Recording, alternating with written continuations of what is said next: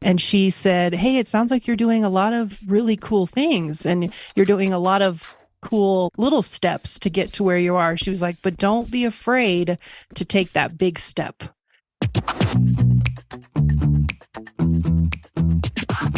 This is the Happen to Your Career podcast with Scott Anthony Barlow. We help you stop doing work that doesn't fit you, figure out what does, and make it happen. We help you define the work that is unapologetically you and then go get it. If you feel like you were meant for more and you're ready to make a change, keep listening. Here's Scott. Here's Scott. Here's Scott. This probably won't entirely come as a surprise to you, but we found that when you start doing the work to make a big change, like specifically a career change, those big moves bleed into every other area of your life. And if this is not your first episode of the podcast, you've probably heard this many times before when we talk about people who have made changes in their work, and it influences them to play big in the rest of their life. Like in episode 483, where Kate Gleason Bachman pivoted out of her lifelong career as a nurse and then went on to complete her first ultra marathon, not just a regular marathon, but ultra marathon. Pretty cool, right? Another client used career experiments to connect to people, and then those people changed her life. I have some really cool individuals that I met and talked to and fell in love with, if I'm being honest with you. And I know I'm an extrovert and I love talking to people, but I really fell in love with, for the first time, the whole process of job hunting, you could say. Because for most of my life, I've just went on Indeed, went on LinkedIn, looked for a job, applied, that sort of thing, right? And then 6 months later, I'm either overqualified, burned out, bored, whatever. That's Jill Schmeiding. Jill has worked in the financial industry for her entire career. She had been burned out for the last 10 years or so of that. But the golden handcuffs of the financial world had been very much holding her back from making a change.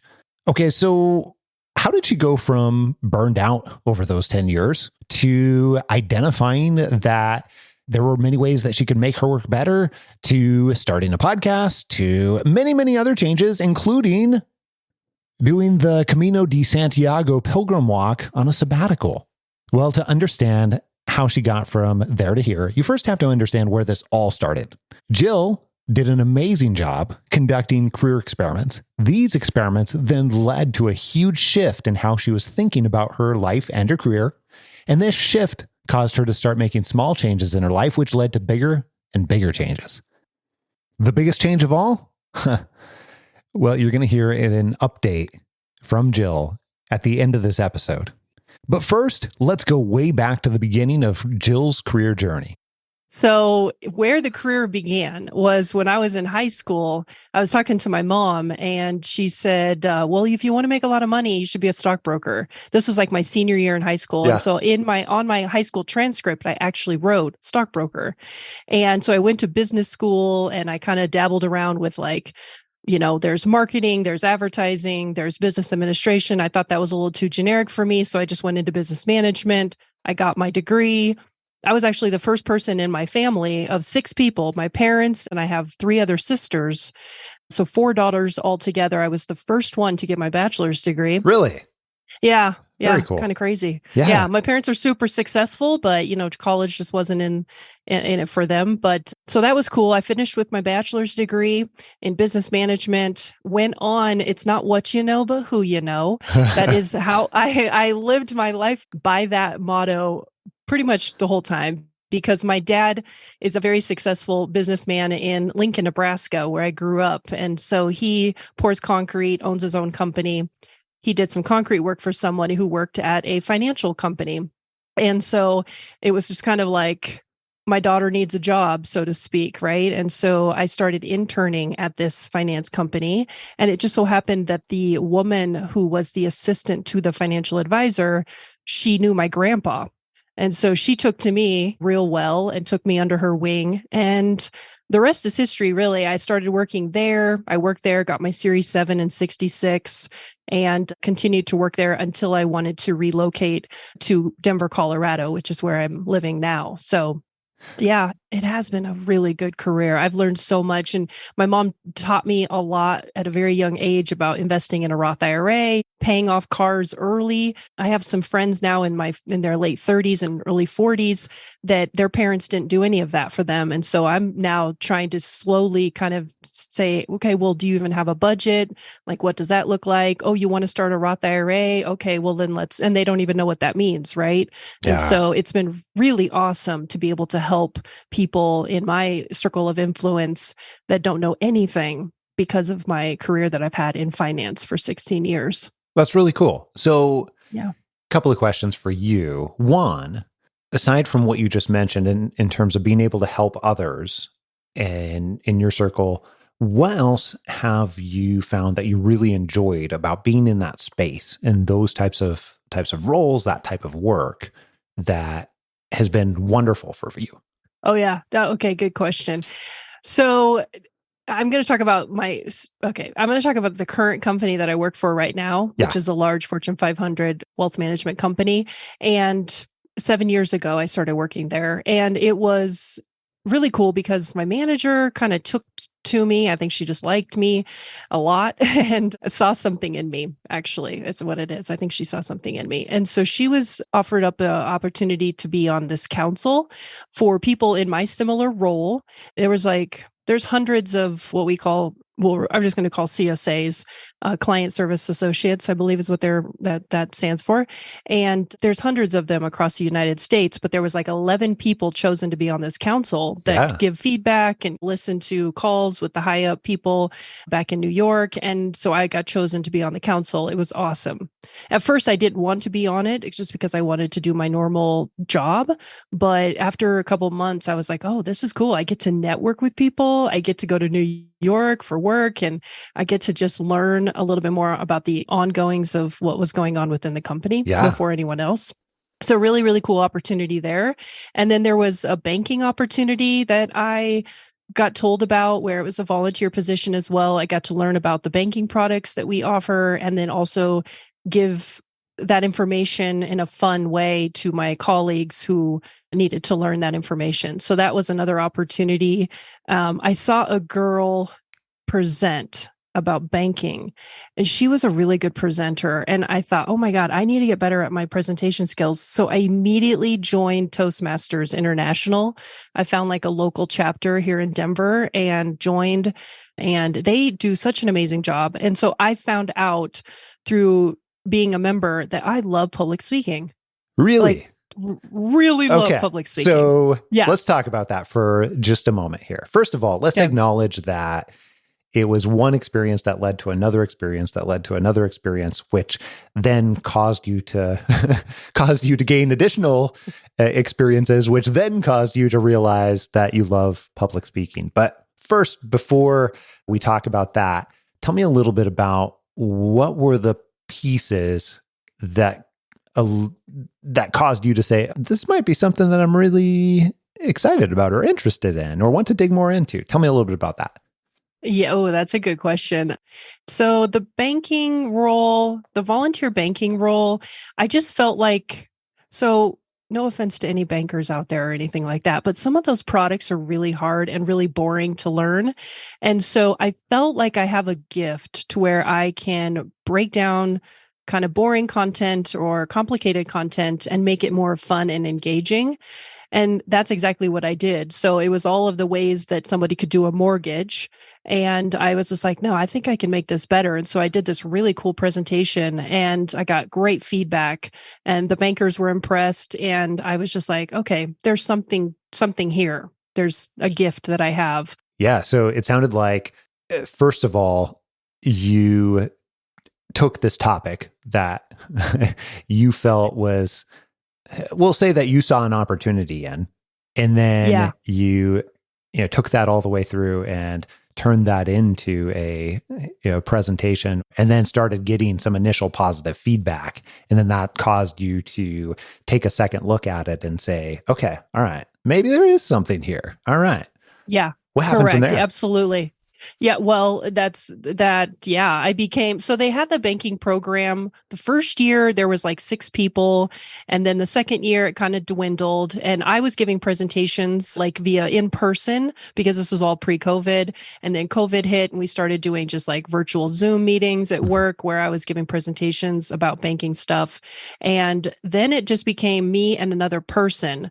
And I got asked to be on a call across all of the United States. It was like 400 people or something on the phone. And I was asked as one of the people to present, right, for the banking. Just my experience, how, what I've learned, that sort of thing. Yeah. It just really did open up opportunities. And I was willing to walk through those doors of opportunities, which is something that I kind of live by now, which is like, okay, this is scary, but I see this as an opportunity. Am I willing to walk through the doorway? And for the most part, I would say yes, that yes, I do that in my life now, personally and professionally. And it was just those small steps that I feel like really gave me the courage to take the bigger steps later in life. I think that is amazing. I think that's the right word I'm looking for. Probably so many other words, but I want to ask you about a couple of pieces in between there. So first of all, let's acknowledge that it sounded like dipping your toe in a smaller way allowed you to gain some of the feedback and realizations that then caused you to realize, hey, I want to dive deeper into this. Because as you said, maybe there's something here. So talk to me, let's go back to that time where you're starting to have those realizations for just a moment. Could you see that, hey, this is obviously something I want to continue to dive into? Or was it much more like, maybe I should wade a little bit further in here? How were you thinking about it at that point in time? Yeah. So the first 3 years that I worked at my current company, I had all these opportunities outside of the normal scope of my being an assistant to a financial advisor, which is what I've done, right?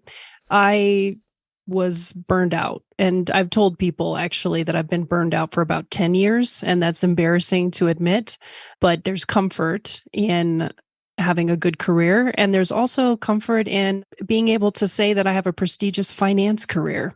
I find identity in that. And so I'm just now starting to say, okay, I need to find a different identity because this isn't making me happy anymore.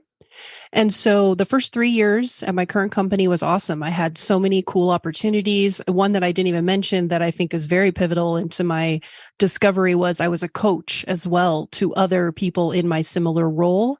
And so I was doing the coaching and I was helping people learn how to do different system processes. And one woman said to me specifically, she was like, oh my gosh, Jill, you should have been a teacher. You are so patient. You are so kind. You are so understanding. You're so easy to understand when you explain something. And I was just like, she goes, you should have been a teacher in another lifetime.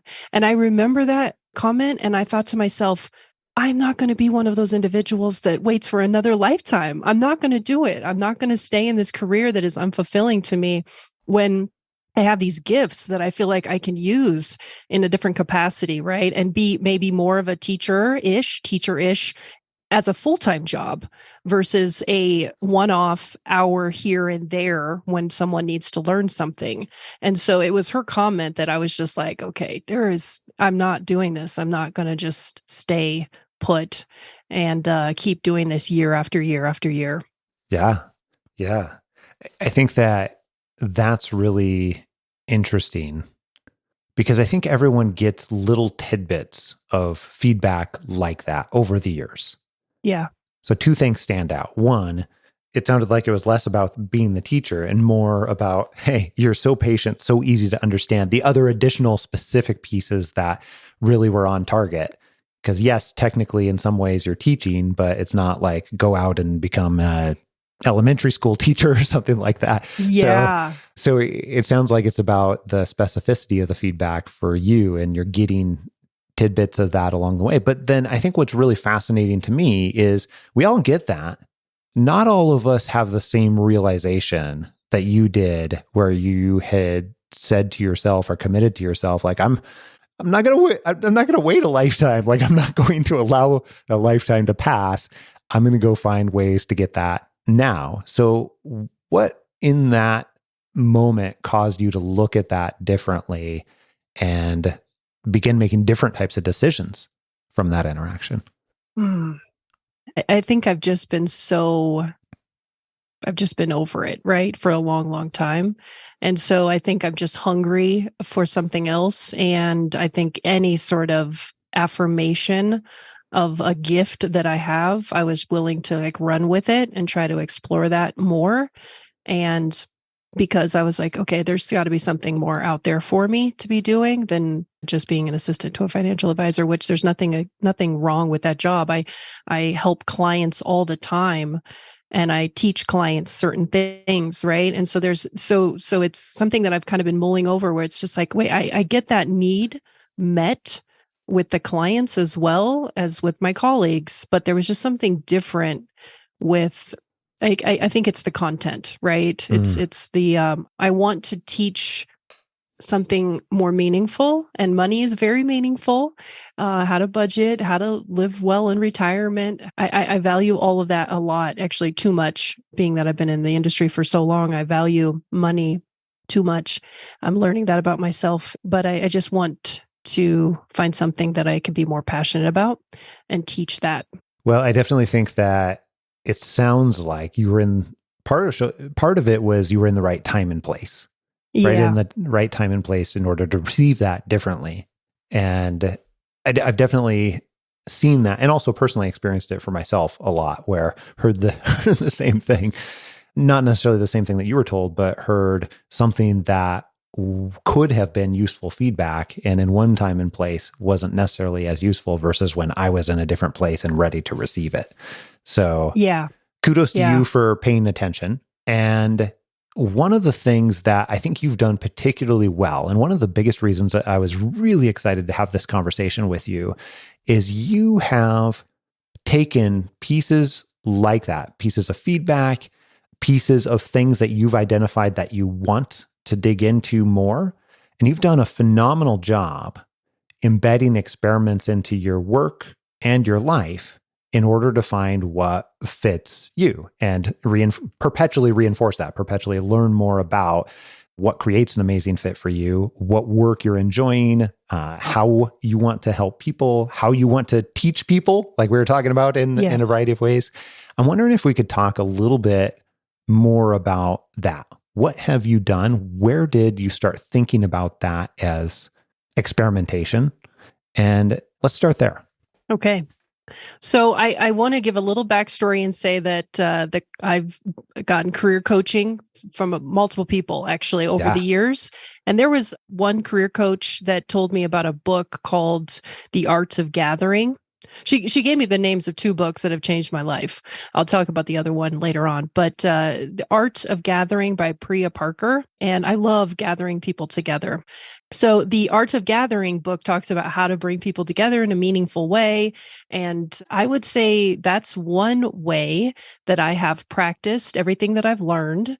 And that is by bringing people together. So I had a party at my house a few years ago called Chats and Charcuterie, where I just had a charcuterie board. And then I brought people. This was kind of like towards the end of COVID. So people only talked about COVID when you got together. Yeah. And I was tired of talking about COVID. And so I was just like, okay, no, we're going to talk about different things. And so I invited people over to my house. We sat in a big circle and it just organically took place, like the conversation. We never brought up that subject and everyone just really connected. And it was really people that I knew from all different areas of my life. They all came together and it was really cool because to bring people together and to just communicate is such a blessing. And everyone felt really welcomed and seen, which is something that I really focus on when I bring people together. And everyone got to be heard. No one just sat on the sidelines and didn't get to talk. And I had a couple people in the group that were cognizant of that. And so if somebody was being a little bit quiet, we would give them an opportunity to talk, which I think is so important. And I'm also somebody who's like hyper vigilant. So when I go into a room, I can sense when someone's kind of being left out. And I think that's just from my upbringing. And so it's always one of those things where I'm like, okay, that person's over there in the corner, hasn't talked to anyone. Like, go talk to them, go say hello, make them feel included and wanted. And so that's kind of what I do for my gatherings. So that's one way that I've incorporated. I think, yeah, one way I've incorporated some of the gifts that I've learned about myself is through that. And then another way is the other book that the other coach told me about, which was Playing Big by Tara Moore. She completely changed my life. It was just kind of a one-off book about stepping outside of your comfort zone. She told me to read it. I read it. And then I started doing book groups with girls. Again, this was around the time where we were doing them online during the pandemic. And I facilitated those book groups and just asked thoughtful questions, offered accountability, which is huge. And my nickname now, what I call myself on Instagram, is the accountabilitist, because I love it. yeah, I like to offer accountability to people in a positive, way, not in a forceful way. And so, yeah, the Playing Big book has just opened up the doors of like pushing myself outside of my comfort zone, helping other people play big in their life. And that's just, obviously, I don't know if we're ready to talk about the big thing, but that's why I started my podcast and a couple other projects that I have going on right now too. Let's talk about the big thing. Let's talk about all the big things. So, all the big things. Yeah. Yeah. So what I've seen is there is a long-standing multi-year pattern here where you have been able to get some tidbit of experience or feedback or something that's caused you to realize, hey, I love this, or hey, I'm great at this, or hey, I want more of this in one way or another. And then that recognition has caused you to dive further in. And that's not a one type thing. It's not like, yeah, I did this a couple of times. This is pervasive for your last few years. Is that a fair statement? That is, absolutely. I mean, we're talking 2020, so 3 years now, give or take. Yeah, 3 years, which is hard to believe, right?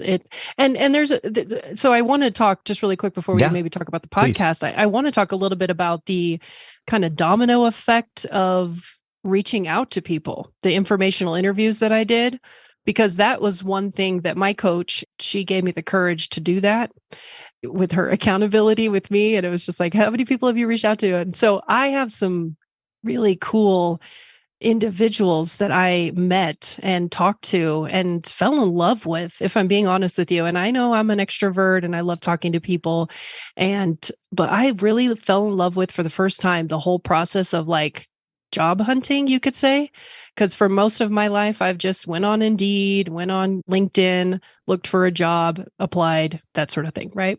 And then 6 months later, I'm either overqualified, burned out, bored, whatever. And this particular process was a lot more enjoyable, talking to people. Yeah. And so one of the things that I did, it was just like, okay, we're going to look for companies that do the things that you want to do. And so it goes back to Toastmasters, though. So there was a woman in Toastmasters. Her first name is Joyce. She's a 70-ish-year-old woman. She's created her own company helping baby boomers become like experts in LinkedIn, or at least create a LinkedIn profile, right? She has like 11,000 followers on LinkedIn. She's connected all over Denver. Everyone knows her. And I just so happened to be in the same club as her. And so it was that connection that later, when I started to reach out to companies, I started to go on LinkedIn and find certain companies that did facilitation work or whatever, right? Whatever the keywords that I was using. And Joyce just so happened to be connected to like all of them.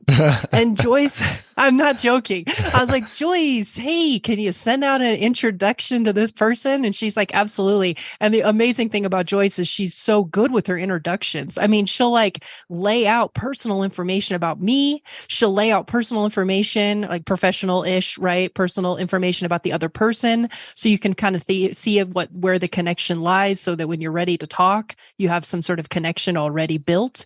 Oh, Joyce was great. And so she connected me with a woman. Her first name was Francesca. And I think she works for or volunteers for the Center of Creative Leadership here in Denver, which was a company that I think I was kind of eyeing. And Francesca was great. So I struggle with imposter syndrome, just like many, many people. And so when I was talking to Francesca she was like, well, what kind of facilitation experience do you have? And I was like, Oh, and I mean, Scott, I did what everyone does, which is like, I don't really have that much. I'm just like maybe a book club here and there, and maybe this and maybe that. And so she heard me, right? But at the end of the interview, she was amazing. She was like, don't ever sell yourself short. Just represent your experience. And she was really awesome to be honest with me about that and not hold back. And so I was really thankful. So that interview went phenomenal. And yeah, led me to another interview where one of the women, yeah, it was the next informational interview that I had where I represented myself. I was just like, this is what I do in my current career. This is what I do on the side. And I just named everything. And that woman was just like, wow, if you ever find a facilitator position, you should absolutely put your name in the hat. And our company isn't hiring right now, but I will keep you in mind. And the cool thing is a year later, I kept that connection warm. I reached out to her and I was just like, hey, I was just double checking, to see how you're doing. And she's like, absolutely, let's have coffee. And so we're actually meeting for coffee at the end of this month, just to stay connected, right? And the cool thing is like when you do these information interviews, you're not necessarily looking for a job. You are, but you're not. And so it takes the pressure off and you could just have a conversation and learn about people. And there was another woman that I had a conversation with. This was a good interview. So I kind of spoke everything, told her my whole story, right? And she said, hey, it sounds like you're doing a lot of really cool things and you're doing a lot of cool little steps to get to where you are. She was like, but don't be afraid to take that big step.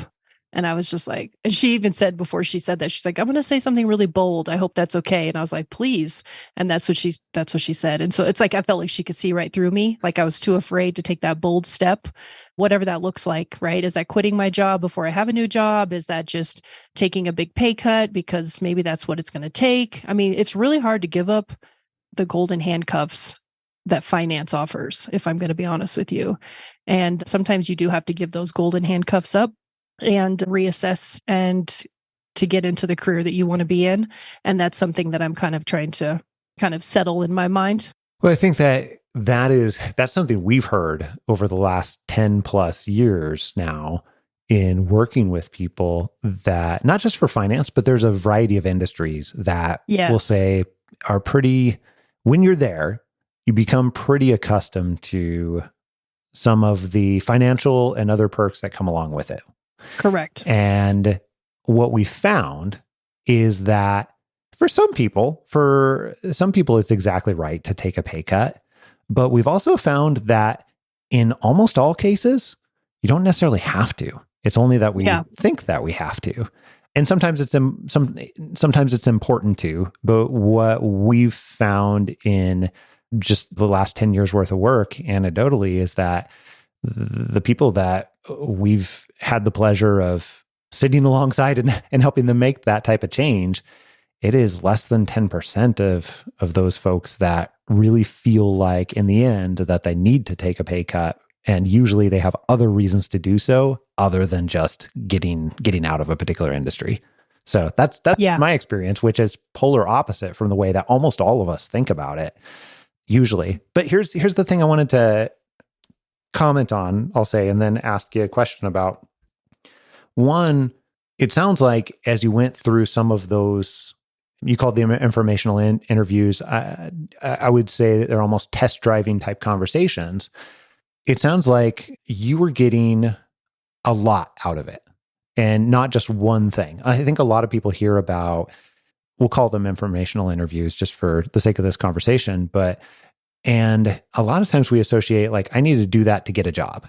And really those types of conversations where we find that strangely, they're the most effective for leading towards something that is truly meaningful is exactly the opposite. It is about how do I uncover or explore, how do I learn or experiment with those people, the industries, the information, the things that you could learn, as opposed to how do I go and get a job? And I find that it's a really strange correlation. The more that you go into that conversation trying to get a job, the less chance that you're actually going to come out on the other side of it with something that is a job that also satisfies your goals and what you want for work, where instead, the opposite, if you go into those conversations doing what you did, where it's more about learning, you come out with, it sounds like you were getting feedback, you were getting reinforcement about what you're great at, you're getting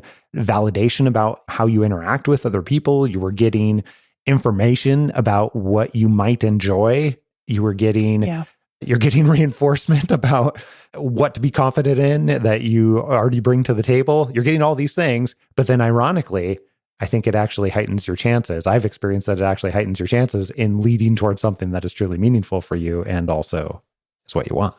So here's absolutely. Yeah. Absolutely. What would you add to that? Having gone through a variety of those experiences and spending roughly the last 3 years conducting continual experiments and having many of those conversations. What do you think people need to know about that maybe is hard to understand?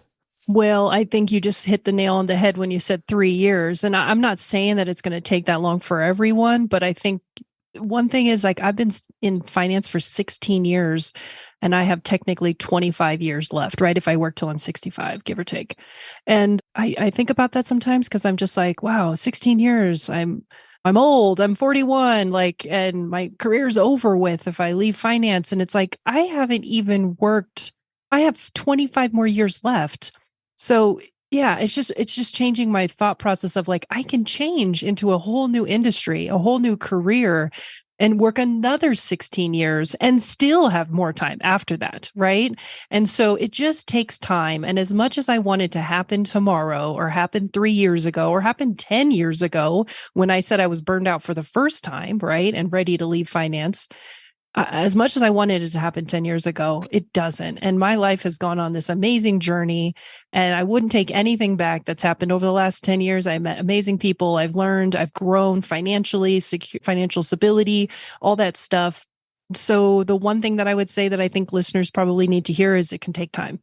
And realizing that to find an amazing career that you love, may not happen overnight. It may not happen the old school way where you go on LinkedIn and you find a new job.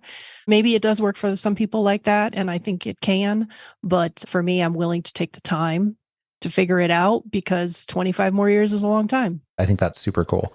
What do you when you look back over the last 3 years, what has surprised you the most about getting outside your comfort zone and experimenting in small ways that have added up to large ways? What stands out to you that has surprised you? Oh, that's okay. What has surprised me with getting outside of my comfort zone? It's you, and this is no new information, right? But I feel like it's just stuff that people need to be reminded of. It's never as scary as you think it's going to be. I want it, and this kind of circles back to this whole podcast idea. During COVID, I was walking with one of my girlfriends outside, and she goes, "Jill, you do the craziest things. You do the most interesting things. You should have a podcast. Like, I want to hear about it."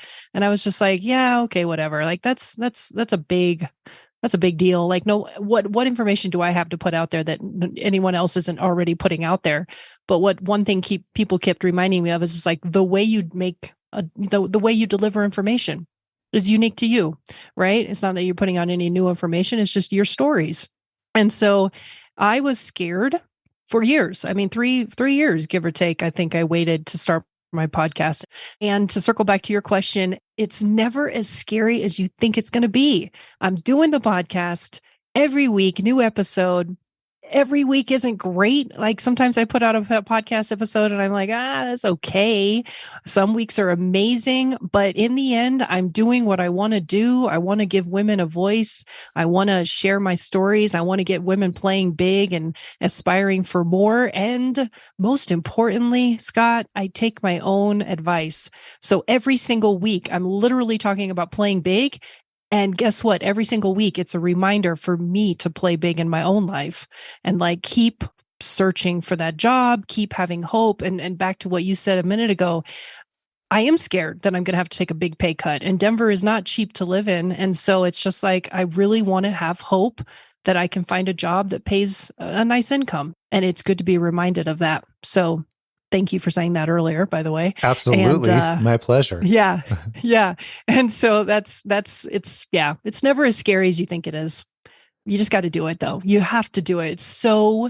It makes you feel so alive, and And one of the things that my girlfriend said to me not too long ago, she was just like, the fun group that I'm in here in Denver is amazing. And she said, we're all looking to try to find our truest self. We're all moving in a brave way to find our truest self. And that means getting out of your comfort zone, like by far. Hey, remember at the beginning of this episode where I told you that I would give you an update from Jill? Well, since we had this conversation, she took some pretty exciting actions. Or in her own words, some really bold moves. All right, here's what she said. Hey, HTYC team, a few updates. My last day at my finance job was August 15th, so I'm officially jobless. I intentionally quit my job so I can take a sabbatical and travel. I'm flying to France soon to start the Camino de Santiago pilgrim walk. I'll be walking across northern Spain on the Camino Frances route. I will be going to Portugal afterwards for vacation to celebrate my accomplishment. Then I'll be doing 3/4 of the pilgrimage solo until a friend meets me around week 4. So this is a huge playing big moment for me. I'm walking for many reasons, but mainly to push myself out of my comfort zone, to reset and to learn more about myself and experience a different part of the world for a while. I will continue to be jobless until January 2024 when I'll start my job hunt again. I'm not sure how I will feel about my career once I get back. It might be in facilitation or finance or something else. I also listen to my intuition and I put a pause on my podcast until I get back. I will record here and there once I start up again. The Women with Wins gatherings to celebrate unconventional wins is still going strong, and another gathering is happening this month on the 29th. I'm excited. Thanks for checking in. Jill. Pretty cool, right? That's what's going on with her. Hey, by the way, if you want to hear about another client that made big changes, here's some weird, crazy linkage. Remember a minute ago when I mentioned Jill was going to be doing the Camino de Santiago pilgrim walk? Well, we actually have another client, Matt Toy, who's done that walk as well. And he wrote a book about it called The Preparedness Guide for the Camino de Santiago, which you can find if you search on Amazon. Matt also made a huge change of his own, and you can hear his story in episode 184 or follow the link in the show notes.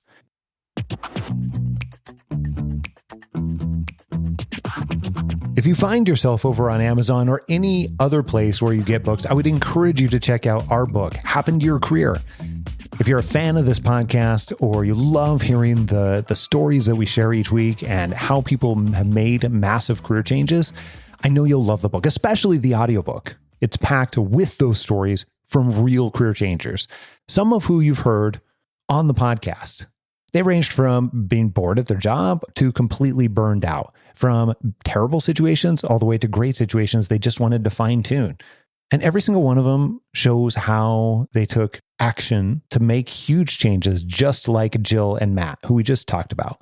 If you haven't already, go get it. You can be listening to the audiobook in just a few seconds. So press pause, go get it. Here's what's coming up next week, right here on Happen to Your Career. Look, if your goal is to get a job, fine, go ahead. Do your informational interviews. But if you have a different goal, say to have a fulfilling career that also pays very well, well, that requires you to do things very differently. All that and plenty more next week right here on Happen to Your Career. Make sure that you don't miss it. And if you haven't already, click subscribe on your podcast player so that you can download this podcast in your sleep and you get it automatically, even the bonus episodes, every single week, sometimes multiple times a week. Until next week, adios. I'm out.